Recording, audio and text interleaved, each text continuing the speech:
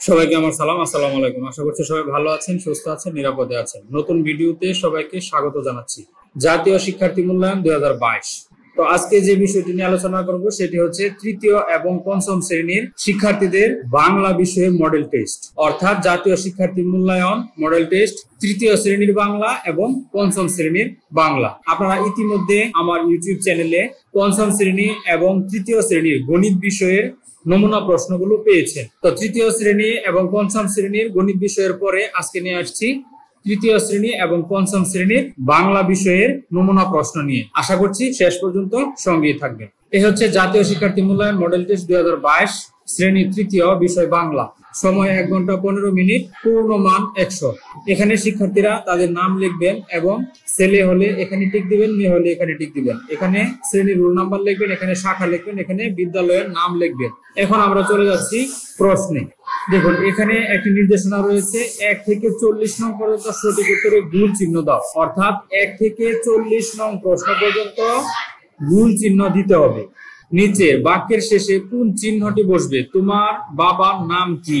এখানে কতে আছে দাড়ি, ঘতে আছে প্রশ্নবোধক চিহ্ন, গতে আছে কমা এবং ঘতে আছে আশ্চর্যবোধক চিহ্ন। তো এখানে নিশ্চয়ই তোমার বাবার নাম কি এখানে প্রশ্ন করা হয়েছে, তাই প্রশ্নবোধক চিহ্ন। 2 নং প্রশ্ন, শাপলা শব্দটি ব্যবহার করে একটি বাক্য রচনা করো। শাপলা আমাদের জাতীয় ফুল। হয়ে গেল বাক্য রচনা। এখানে একটি অনুচ্ছেদ রয়েছে, অনুচ্ছেদটি পড়ে 3 থেকে 12 নং প্রশ্নের উত্তর দাও। অনুচ্ছেদটি হচ্ছে ফেব্রুয়ারি মাসের 21 তারিখ 1952 সাল, ফাল্গুন মাস, ঢাকা বিশ্ববিদ্যালয় এলাকা। চারদিকে থমথমে বা পুলিশ মিছিল করতে নিষেধ করেছে। বাংলাকে রাষ্ট্রভাষা করার দাবি ছাত্রদের। পাকিস্তান সরকার চায় উর্দুকে রাষ্ট্রভাষা করতে। বাঙালির মুখের ভাষাকে কেড়ে নিতে চায়, কিন্তু ছাত্র জনতা তা মানবে না। মিছিল বের হলো, পুলিশ গুলি করলো। গুলিতে নিহত হলেন রফিক, সালাম, জব্বার, বরকত সহ নাম না জানা অনেকেই। তারা আমাদের ভাষা শহীদ। অর্থাৎ ভাষা শহীদ নিয়ে এখানে একটি অনুচ্ছেদ রয়েছে। এই অনুচ্ছেদটি পড়ে 3 থেকে 12 নং প্রশ্নের উত্তর দিতে হবে। 3 নং প্রশ্নটি রয়েছে, ভাষা আন্দোলন কত সালে হয়েছিল? ভাষা আন্দোলন হয়েছিল 1952 সালে। 4, ছাত্রদের দাবি কি ছিল? এখানে এই অনুচ্ছেদটি পড়েই শিক্ষার্থীরা 3 থেকে 12 নং প্রশ্নের উত্তর দিতে পারবে। তো আমরা এখানে আর দেখছি না উত্তরগুলো নিশ্চয়ই শিক্ষার্থীরা পারবে এবং আমরা একটু এগুলো শিক্ষার্থীদেরকে দেখিয়ে দিব। এখানে অনুচ্ছেদ, দ্বিতীয় অনুচ্ছেদটি রয়েছে। অনুচ্ছেদটি পড়ে 13 থেকে 20 পর্যন্ত প্রশ্নের উত্তর দিবে। আধুনিক বিজ্ঞানের এক অবাক করা আবিষ্কার কম্পিউটার। এটি একটি ইলেকট্রনিক যন্ত্র। তো এই অনুচ্ছেদটি পড়বে এবং এই অনুচ্ছেদটি পড়ে 13 থেকে 20 নং পর্যন্ত প্রশ্নের উত্তর এই অনুচ্ছেদটির মধ্যেই পেয়ে যাবে। এই হলো 13 থেকে 20।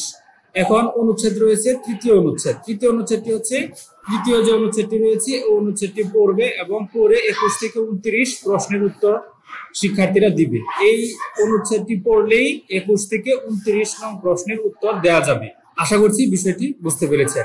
এবার হচ্ছে চতুর্থ অনুচ্ছেদ। অনুচ্ছেদটি পড়ে প্রশ্নের উত্তর দাও। এই অনুচ্ছেদটি পড়বে, আমাদের দেশটা কত সুন্দর, চারপাশে সবুজ আর সবুজ, 2 মাসে একটি ঋতু।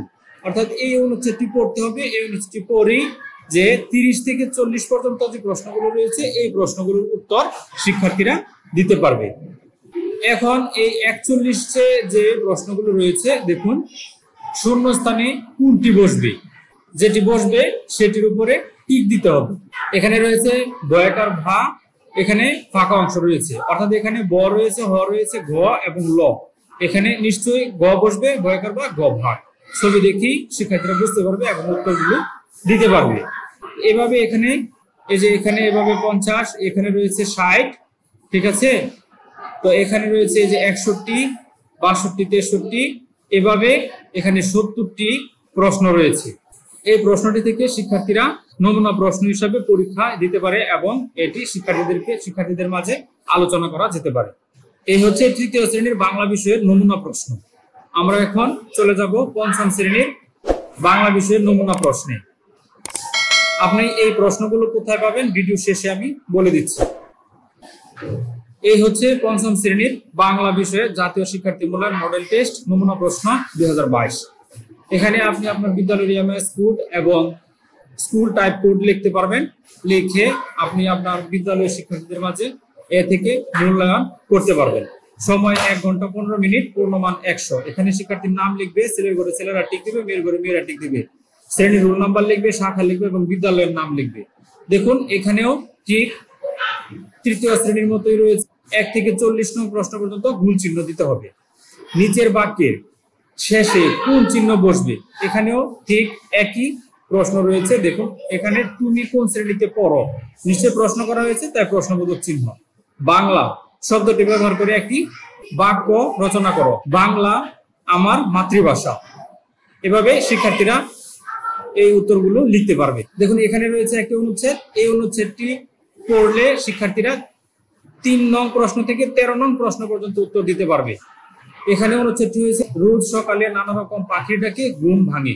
তো আশা করছি এটা শিক্ষার্থীরা পড়ে এখান থেকে 3 থেকে 13 নং প্রশ্ন পর্যন্ত উত্তর দিতে পারবে।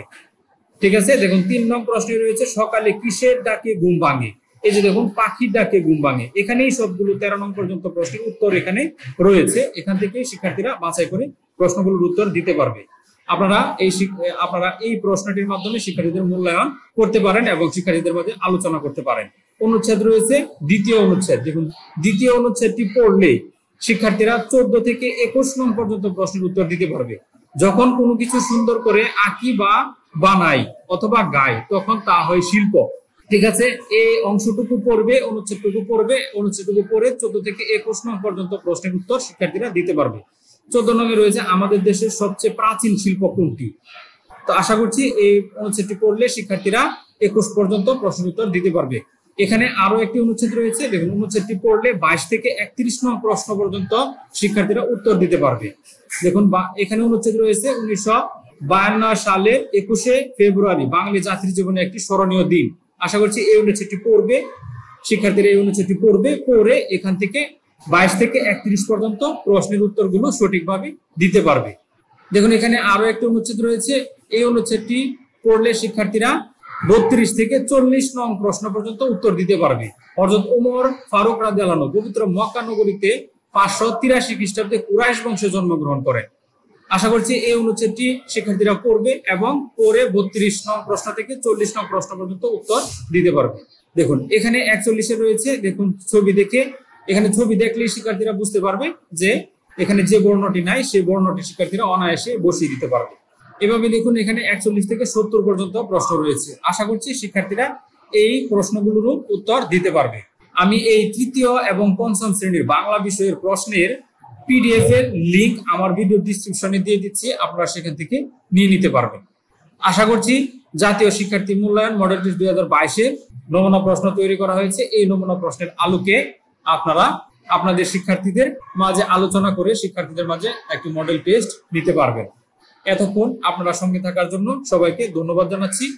ভালো থাকবেন, সুস্থ থাকবেন এবং নিরাপদে থাকবেন। পরবর্তী ভিডিও পাওয়ার জন্য চ্যানেলটি সাবস্ক্রাইব করে পাশে থাকা বেল বাটনটি অন করে রাখবেন। তো অক্লান্ত পরিশ্রম করে মানিকগঞ্জের হারুন রশিদ স্যার যে প্রশ্নগুলো তৈরি করেছেন স্যারের প্রতি কৃতজ্ঞতা প্রকাশ করছি।